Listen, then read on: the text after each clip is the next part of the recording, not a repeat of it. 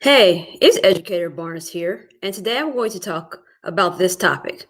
White allies. Your job is to listen and learn, not lead.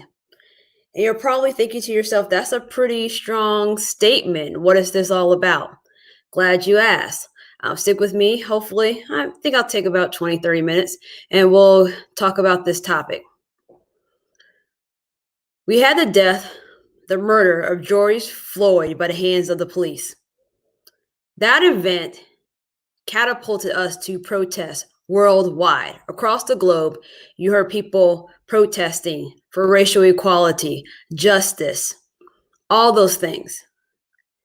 But the work that goes into anti racism, diversity, equity, and inclusion has been going on for a long time.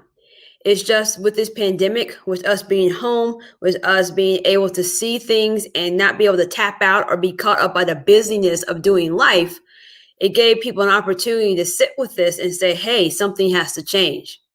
But in the midst of all this, you have people popping up, white people in particular, and because I'm an educator, that's going to be my focus. White educators in particular, that are trying to dominate this conversation when this conversation was happening a while ago before they even got involved with the work. If you don't know this already, I am the editor in chief for Educator 12. I also write for them. I actually wrote for them before I became the editor in chief. I have a podcast called Brazen Education, so I'll probably share this to both of those sites, even though I'm going live right now.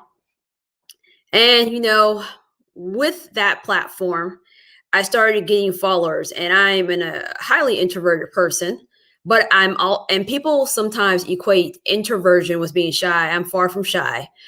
And people started following me. But during this pandemic, my followers went up a lot more than I had expected. And I don't really pay attention to that much because I'm the type of person that really doesn't care about who follows me or what their purpose is. I hope they learn something from me. And I also don't want to write stuff for the followers. And that probably sounds odd, but some people, they're so caught up in becoming an influencer that they're doing things so people can like them. I'm not here for you to like me. You may watch this today and hate me. You may not want to hear anything else from me. And that is okay because I'm not here for you to like me. And before I did some of those things, I have a website called Educator Barnes. And this particular website is just where I write things that may not be a good fit for any K-12 or other places. And I'm going to show that to you right now. And what I noticed during this pandemic, you see in this bottom right-hand corner, it says I have 966 followers, which is crazy to me. And the only reason I even actually paid attention to that recently was because I got notified by my website that my traffic was up. And I was like, what the heck is that all about? And since more people are following me now, I want them to understand that I need you to do more than follow me. I need you to understand like what my work is about. So I'm going to go over 10 points really quickly that ties into this topic, white allies. Your job is to listen and learn, not lead. Point 1, the work has been happening without you before you got woke. People are reading all these books, posting cute little photos on Instagram with them in their book, even highlighting stuff. And look what I learned today. There are so many people, there's so many Black, Indigenous, people of color that have been doing this work, have been advocating for change. And all of a sudden you read a couple of books and you're like, oh, we need to do this. Like, slow up and wait a minute. People of color have been saying this for years, for decades, been saying it for lifetimes. Just because you read something doesn't mean all of a sudden you get to go lead the charge. You got to fall in line behind the people that have been advocating. You need to ask, like, how can I help? How can I support this work? I can't tell you how many times over the last few months that people are like, Shante, we need to go do this. And I'm like, have you listened to nothing I've said? I've been doing this. I don't need you to go tell me to do anything. I need you to come support me. I need you to come and also say this with me. I don't need you to tell me to go do anything because that's what I've already been doing. And clearly you haven't been paying attention at all because you thought you needed to come and get me and get us to go do the work. Second point, reading about racism is not the same as experiencing racism. This is really important. I've sat in presentations about diversity, equity, and inclusion that have been led by people of color, and they are different than the ones that are led by white people. Now, I'm not saying that if you're white, you can't talk about this topic. What I am saying is that it is hard to accept that people who have not been in the work that long should be the ones that are up there leading the charge. When I share experience about racism, it lands a little differently than someone sharing a secondhand experience that they heard from someone else. And many times, people need to sit in a session, look at a person like me, look at a Black person, and hear my story and be uncomfortable. It makes people a little bit more comfortable when a white person says, well, we've had racism in our school. We got to really stop that. It's another thing for me to show up and say, when I was a kid in Indiana, here are the racist things that happened to me. As a Black teacher in Indiana, I can say when I was a Black teacher because I'm an administrator now, that's fair. When I was a Black teacher in Indiana, here are the evidences of racism that I saw in my school that other colleagues were doing, right? I can say things like that, and it lands differently than another person, a white colleague, saying, well, this Black colleague told me that this happened, or I kind of saw that this happened, but you weren't really in the experience. So it's important to have those firsthand accounts because it makes it a little bit more harder for people to turn it off when there's a firsthand account and someone's in your face. And if you ever had a conversation with me offline, I'm very, very real about some of the things that I've endured. And I'm going to be very real right now. There hasn't been a school year that I can look back on it, this one included, where I have not been able to articulate an incidence of racism, period. Racism, microaggression, bullying, harassment, oppression. Every single year, I can come up with an example that I can articulate and put into words. And if you are white, you have the white privilege of not even seeing stuff, or you saw something happen and didn't have enough knowledge to understand that that was racism, that it was harassment, it was bullying, it was oppression. You don't have the forethought, so you don't really understand what's happening.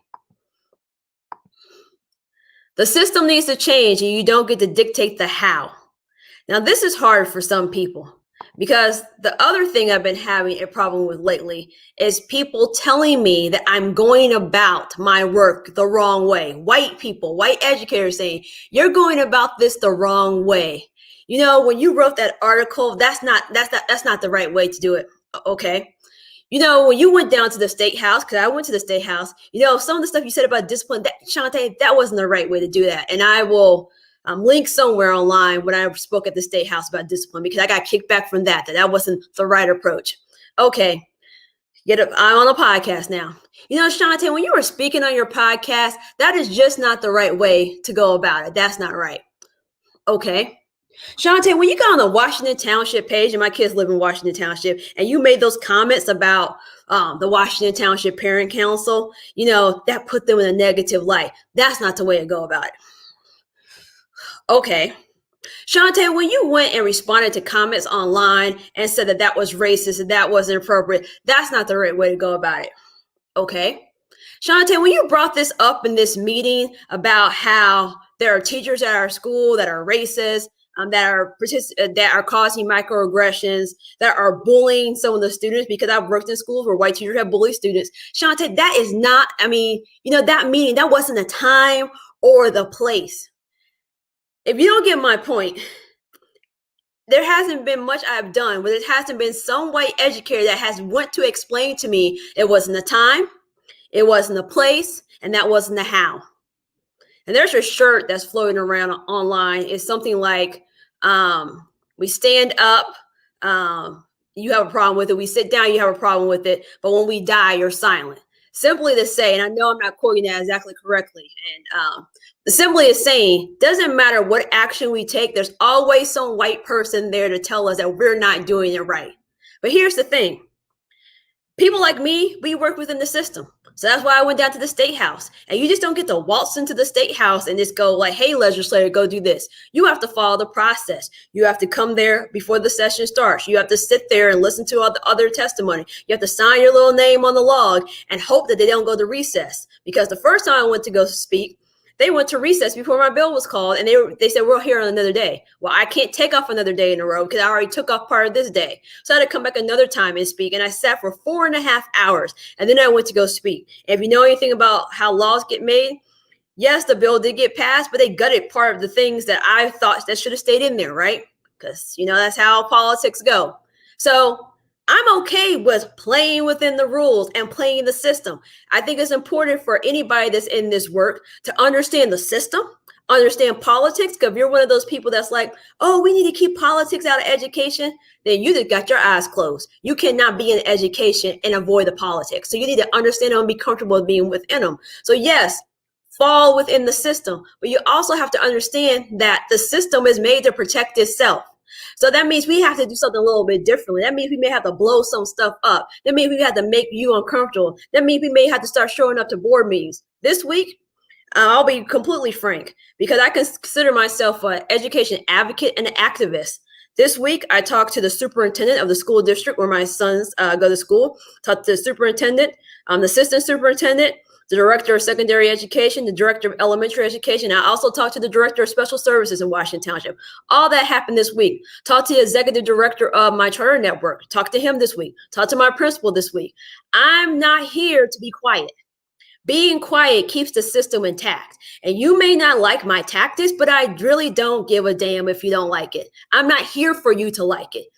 If you liked it, then it would just be all easy and it would be all rosy. This situation isn't a rosy situation, right? And the system wants to protect the status quo. So then the system is like, oh, you can't do it this way. And we keep sticking with the status quo. We'll never, ever, ever get anything done. So if you're a white person and you're hearing what someone's about to do, that's a person of color, or they're Black like me, and your first visceral response is like, oh, but don't, shut your mouth. Stop. You don't get to dictate how we respond to racism, how we respond to oppression, because you have the privilege not to experience it. If you have someone literally have their foot on their neck, snuffing out your life, you don't get to say like, oh, this is how, and that's how we feel. Metaphorically, we feel like a foot is on our neck, snuffing out the ability for us to live the way that we want. And like people are saying, Black Lives Matter. Matter is the minimum. The minimum that we want is just to be treated equally, but we're not getting that. So we may have to go protest. We may have to go write an article. We may have to go shake up a meeting. We may have to say, hey, I want to speak to this person because we want change to happen. Point 4, profiting off of our pain is wrong. There's so many educators I know that's been out here doing this work for decades. You talk to them, they're like a walking library. They're like a wealth of information. They're telling you from decades, all the different things they've ever done. They've been putting on workshops. They've been doing things in the religious setting, getting to the basement of churches, holding meetings. They've been helping parents go to the school and advocate for their children. They've been doing the work. And then a white ally shows up, reads a couple of books. They're going to put on a presentation, charge money for it. And a lot of us don't even charge stuff. And I'm on the fence about that. I have a lot of people I mentor. I don't charge them because for me, I was talking to my dad yesterday, and my dad was talking to me about some of my friends who are Black. A lot of my friends who are Black that I met in college, they finished college and have a college education. And my dad said, a lot of your friends don't have the type of life they could have because there is so much debt, because there was no generational wealth passed down for them to pay for college, right? And my dad said like people are just so far behind. And so when I'm working with other people of color or mentoring, a lot of the people I mentor are Black educators. And typically that happens. They're like, hey, Shantae, can you mentor me? And like I set up sessions with them. I don't charge them because I know a lot of times there's a lot of hurdles they had to cross just to get to the point where they're an educator. So I just want to help them be better because through that, I'm helping students, right? So that's my choice, right? I'm not against Black folks or anybody like being an entrepreneur and taking care of yourself because it is a lot of work. There may be resources and tools and time. Like I agree that you should be compensated for your time. But what's making me uncomfortable is that white teachers are getting together, putting on these workshops, But nowhere in your whole entire career have you talked about diversity. You've talked about equity. You've talked about inclusion. You talked about anti-racism. 2020 shows up. You see protests. You see Black people getting mistreated online because you're at home. You don't got nothing else to do. And now I'm going to go and be a consultant on DEI. No, like you don't get to do that. You should, let's move to point 5, pass the mic and listen. You should pass the mic on to people who have been doing this for a while. There are some things that like I don't do because I'm not an expert. I was at work this week and my principal asked, would I take on this task? And I said no. And I know that probably jarred some people because people were like, and I'm real. Like I told my principal, I said, no, I can't do this. I don't have the knowledge to do this task, right? And so I ended up trading to do another task that I did have a knowledge base on. If you just now, your experience with diversity, equity, inclusion has to do with just 2020, then you're not the person to lead the work. The people that you go to and consult, because there's a lot of people that come to me and like, Shante, like I had someone in my LinkedIn messages yesterday. You posted these questions that people should ask about diversity, equity, and inclusion. I posted the post for someone else. So I actually directed them to that person to connect with that person. And they're like, well, and the part of the message was like, I want to go and go do this. And my response to that person was, you need to talk to that person and see what that person offers, right? You don't see, I mean, think about that. That person saw me post something of another Black person, wanted to go take that and go do a workshop themselves. Instead of going back to the person who I know is in this work and give speeches, instead of going back to that person and saying, hey, can you come to my school and do this presentation? Do you see that here? So why should it be you if you just got into the work versus the people that's been doing the work for decades? No, you're not the expert.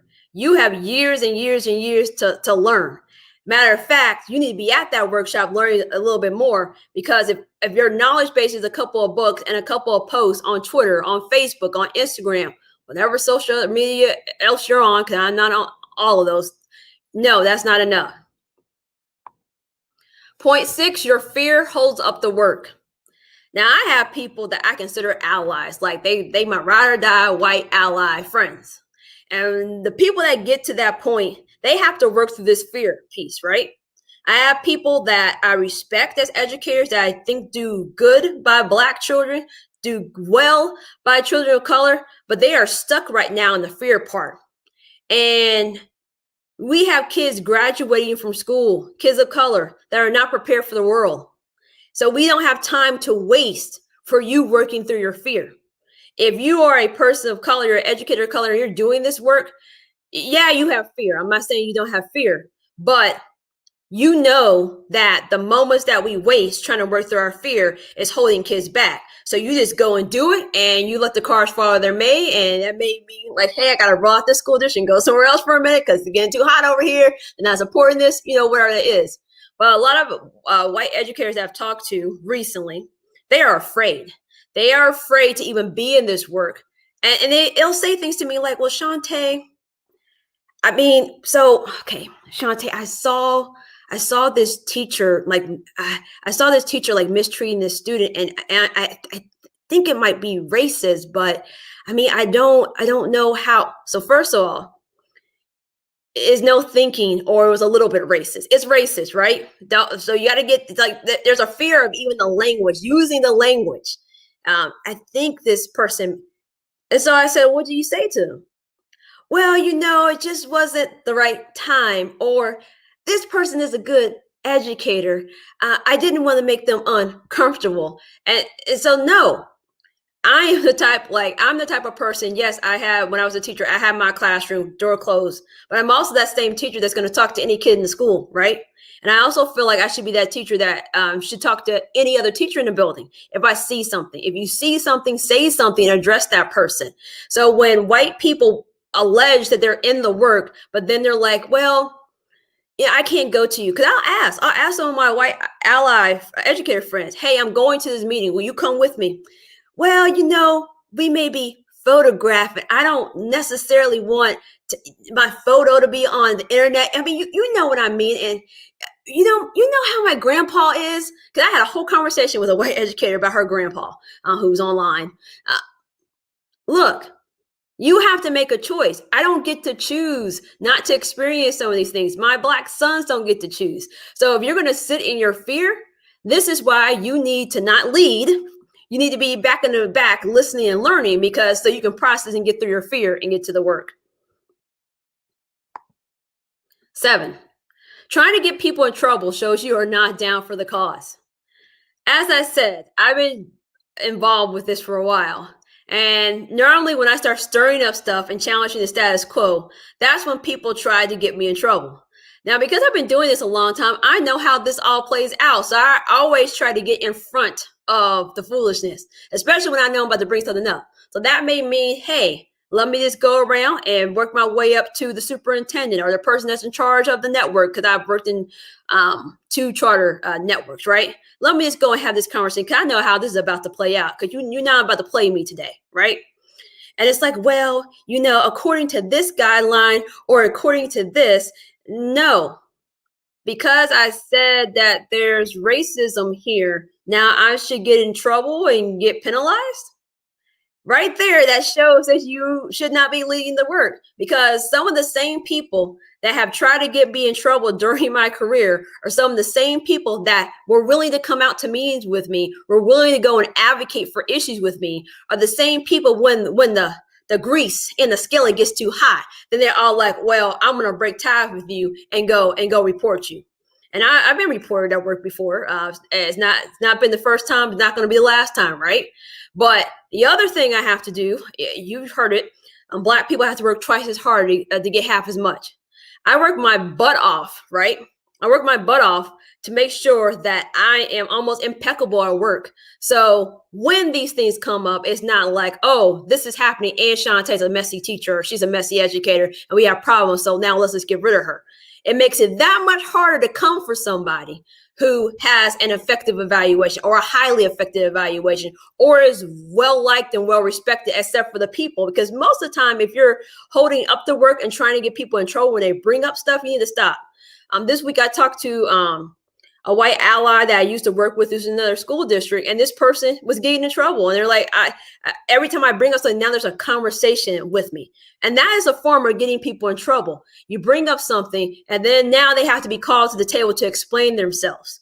Or you're the one that's calling them to the table. Maybe you're the leader of a school district, or maybe you're the principal. And instead of investigating and changing the situations that people are talking about, now you're bringing this Black educator to the office and asking them questions about what they said and what they're doing.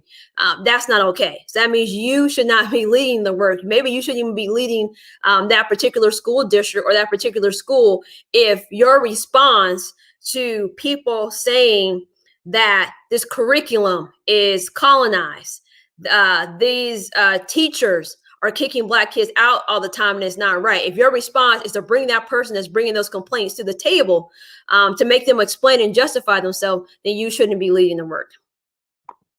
Point 8, don't expect Black, Indigenous, people of color to teach you anything. Be grateful for what they are willing to share with you. This week, I was told by a couple of people that they were upset with me.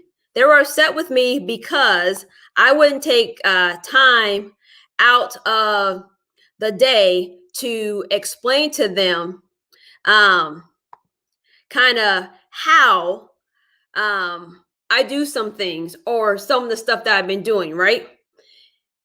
As an educator, it is my job to sometimes go and teach myself. Yes, my school district may be doing PD or professional development, right? But I also have an obligation, if I have a gap in something, to go inform myself, right? It is not my school's job to always find everything for me or always identify every single gap that I have, because I can go do some of that work. And for some people, they want Black people or people of color or Indigenous people to sit down and take the time. And let me explain this, because I have friends who are Indigenous, right? And I'm going to tell you, I'm going to be real with y'all. I'm going to be real with you. I had an Indigenous friend that cut me up because we were in a meeting together, and I was all like, but what about the Black kids? Now, this Indigenous friend had been bringing up some issues about Indigenous students in Indiana, and I was blatantly like this. And the person said to me, who I consider a friend, is like, Shantae, like, I hear what you're saying about black kids, but every time I bring this up, it gets ignored. And even you said you were going to help with this and you didn't. Call me out. And my knee jerk reaction was to defend myself and say, well, what about this? And right when I got to the point where I was about to open my mouth and defend myself, I told myself, I said, Shantae, shut up. That's what I told myself. Because I'm like, she called you to the carpet and she was right. You said you were going to do and help this and you didn't. And so this is a time for you to close your mouth, sit back and listen and do something differently. So when it comes to indigenous people, I follow quite a few online. I know indigenous people in real life, so it's not just like the Twitter world. And then I determine, like, what do I have to go do and learn more? Like, I live in Indiana, which is named for land of the Indians. And I will tell you, in Indiana, go ask any Hoosier on the street. Can they tell you much about indigenous people in Indiana? They probably can't. And that's really sad and ironic, if you ask me. So I had to go and accept that my friend can't sit here all day and explain all this stuff to me. And if I have to go find someone to explain the work to me, should I be leading the work? No. I would never go somewhere and think I'm the expert or the foremost expert to go talk about indigenous issues. I'm not. I am still learning. One of the things I got caught out on was not capitalizing the I in indigenous. I capitalize the I in indigenous now because someone called me out on that. So what if I was giving a presentation up there leading the work and I had the lowercase I and I had indigenous people in the audience, right? They would be triggered by that and be like, why is she up there? Why am I not up there? Why didn't she pass the mic to me? I'm using this example of indigenous people to hopefully get you to understand, if you're white and you're listening, to understand, like, you can't expect other people to teach you the work. We have places called the library where you can go. And I actually would encourage you to go to the library. Many libraries recently have put out lists of resources that you can go to. And I say that because reading little, like, this is the thing that annoys me about the internet. You see these little posts online, but there's no source. And I was an English teacher for most of my career, and I want a reputable source. And a lot of stuff on the internet is not reputable. So I would say start with a reputable place like the library and go teach yourself. 9, when the system changes, you will lose power. And this is part of the reason, let's get real, that some white allies want to lead the work. They want to lead the work so they can stay in power. Yeah. They want to be able to say that I'm leading this school and we don't have racism. We don't have diversity, equity, inclusion problems because I was here, I led the work, and now I get to stay and stay on top, right? If the system was working well, then there would be people of all backgrounds and all levels, right? Anytime I'm in a charter network or a traditional public school setting, I always want to look to see who's on top. Is the top really, really white and everybody down here, maybe, there's a speck of color down here at the bottom? Or is there equality? Is there equity between male and female, right? Is there equity between the amount of different people? Do we have enough Latinx educators? Do we have enough Black educators leading the work? Are we getting more males in the elementary school setting? There's all these type of things I look for. And so when the system gets to the point where it changes, where schools are equitable, where there's justice in schools, where kids are not being oppressed, there are going to be some people that are going to lose power because they were mediocre. They shouldn't have been in power to begin with. And that's the thing that has frustrated me the most, because I have really brutally honest conversations with my dad. And my dad says, like, you've done so much. And still, like, because the conversation, I'll tell you what we really had. I said, Dad, doesn't matter how many licenses I have, I'll never make as much as you, right? And my dad does make more money than me. And I said, even if I move up, I may never make as much money as you. And it's not about the money, but it's about the fact that I've done all these things, and it's like, how do you move up so you can make change, right? And for me, I'm not at the place where I'm like, oh, I want to go be a principal. There are several people that think I should go do that. I'm not in the headspace to know if I should do that yet. And for me, it's more personal because my husband is an administrator and he has a very demanding job, and I don't want to have latchkey children, because I assert that sometimes you could live in this double two-parent home and be completely detached, and your parents have no clue what you're doing. So I have a fear. I mean, you see my kids back there behind me. I have a fear that if I get too much involved or move up too high and help other people's kids, that my kids are going to get left behind. But regardless, it may not be Shantae Barnes. It may not be me leading the work. It may not be me ever being a principal. It may be me staying in the roles that I've been in and supporting the work from that level, because we need people doing the work at every single level, all the way down to our instructional assistants and our paraprofessionals, because many times those people, because they don't have a bachelor's degree, or they don't have enough college credits, we just completely ignore them. And some of the people that's really doing the work are those people down there, what we consider the bottom. Those are the people that's really doing the work and looking out for folks. And so maybe those people need to be moved on up and kick some people out of power. Because I mean, if you're a teacher and you had a good instructional assistant or a good paraprofessional, some of y'all know straight up they could go run your classroom. They could go run your classroom. And some of us will even assert that some of those paraprofessionals and instructional assistants can run the classroom better than some of the people who have bachelor's and master's. So when the system changes, we're going to be looking at those skills and people who actually have the talent. We're not going to stick with mediocrity. And point 10, we won't be able to work together if you can't check your ego and swallow your pride. Now, I'm not saying that white people have no place in this work. That's not what I'm saying. I'm not saying that a white person can't lead a PD, right? That's not what I'm saying. What I am saying, if you just showed up to the work right now, that you're not the best person, and that you're going to have to constantly check your biases. We all have to do that. You have to check your white privilege. You have to look at your work to make sure it's not an extension of colonization. There's a lot of different things you have to do. And you're also going to have to realize that you may have been comfortable, or you may have been the one that's been called on all the time. And maybe you're not going to be called on as much. Maybe they're going to pull that teacher out of the classroom that's been doing this work for a while and say, hey, Mr. or Mrs. So-and-so, we want you to lead this training. I mean, I know this other teacher's been leading all our trainings now, but she's not the person right now. So you're going to have to swallow your pride and know that you're going to be asked to take a seat. You're going to be asked to sit down. And if you're not asked to sit down, you need to have enough wherewithal within yourself to say, no, principal, I'm not the one. Actually, when I was in this other teacher's classroom, she's actually doing this better than me. This person needs to be up here giving the presentation. And that's a hard thing to do.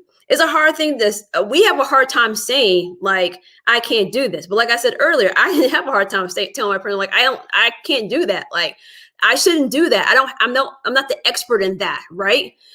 We have to get comfortable with saying it's not me, and because we are willing to go do something where we don't even understand it, because we want to kind of boast out our chest and say, oh, I led this. Well, what's the point of you leading something if you didn't lead it well, or you didn't influence or affect change? So final thoughts here. I'm going to take this on home. I know that people, there's always people that are offended by what I said. And here lately, some of the offense has been more bold. People trying to get me in trouble. I wrote a piece that recently called I'm Okay with Getting Into Good Trouble, which also a bit of a tribute to Representative John Lewis. And anyone was interested about that, Representative John Lewis came to Indianapolis. He was at the Kennedy King Memorial 2 years ago, 2018. I watched it. I listened to him speak. And he said his famous quote, get into trouble, get into good trouble. And I had that pinned to my Twitter account since 2018. And there are people that just now have even gotten knowledge about who John Lewis is because he died. Had no clue that he even spoke at the March on Washington. No clue, right? So if all these things that other people that have been there where they already know and this new news to you, then it's not for you. And there are times when I need to take a seat because I'm not the expert on the topic and I need to go learn. And I acknowledge that and I'm okay with that because I'm going to be 37 later this month. And there's still so many topics that I need to know more about. I was joking with on Twitter with Sharif El Mekki. I was joking about that I'm going to die with a list of unread books because I'm always, and I'm serious, Sharif, if you see this, I really do want to know all those books that are on your bookshelf. I was for real about that. Because there's so many things I have to learn in this work. There's things that I wasn't taught in school. I didn't learn about Juneteenth in school. I learned about that as an adult, right? So there's things that when I listen to my elders or people that are older than me, that are my parents' age, that I'm learning and taking note from, like, oh, I shouldn't do it this way. Oh, this person did it that way. And so I need to go back and be like, hey, let me go back and regroup or rethink, or maybe I'm not the person. Maybe I need, oh, this organizers organize and go follow. And then the side note, we don't need to fight with each other. I'm okay. Like, one of the reasons I've been mentoring specifically Black teachers, I do have teachers that are not Black that I mentor. The reason I'm doing that is because we have an issue with succession planning, right? At some point in time, I'm not going to be here anymore, or reality may be nasty and I get snuffed out for some reason for just being Black while in America. It's important that we're training up the next generation. And for me, most of the teachers I mentor are early, well, 20s, maybe early 30s, right? They're younger than I am because this is my 15th year in education. I want them to be able to carry on the work. So I'm already like saying, hey, go read this book. Hey, go do this. You know, they're looking for a Black person, a Black educator still on this committee. I don't want to go. How about you go and you go get involved in that work and learn what it's like? So you also have to have a succession plan to bring up the next group of people so this work continues, because you don't want to have someone die, right? And it's like, well, who's gonna fill that gap? Who's gonna be that voice? No, we want to be like, okay, this person's went on, rest in power. All right, y'all keep it moving. You want that work to continue. So hopefully you learned something from this today. I I really enjoy doing this work. It's hard work. It can be thankless work sometimes. It can be difficult because people don't like what you have to say. People try to go after your livelihood, go after your job, go after your family members. But regardless of that, I want to leave this world better than when I found it. And I want my kids to have a better educational experience because their mom was out there fighting for change. So I'll get this posted everywhere. And I think I mentioned some things I said I was going to link in. I'll do that. But thanks for tuning in. Until next time.